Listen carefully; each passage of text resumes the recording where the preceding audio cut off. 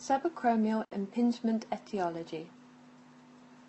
The rotator cuff works as a depressor and centralizer of the humeral head in the glenohumeral joint. As the arm is abducted and elevated, the rotator cuff depresses the humeral head, allowing it to glide easily underneath the acromion. Should any abnormality occur affecting the rotator cuff, this would lead to dysfunction of the cuff.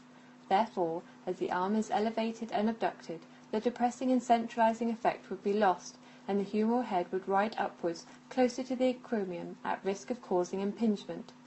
Pathologies that could do this are those directly affecting the rotator cuff, such as rotator cuff strain, partial or full thickness tears, calcific tendinitis, a tendinopathy due to chronic overuse, and indirect causes such as glenohumeral instability, labral tears, in particular slap tears, and abnormal muscle patterning problems of the shoulder. The acromion differs in individuals normally as morphological variants. These were described by Bigliani as type 1, type 2, or type 3. Type 1 is flat, type 2 is curved, and type 3 is hooked.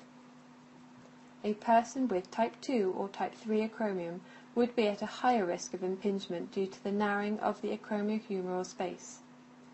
In addition, with advancing age, people tend to develop spurs at the front and side of the acromion. This further reduces the subacromial space, increasing the risk of impingement.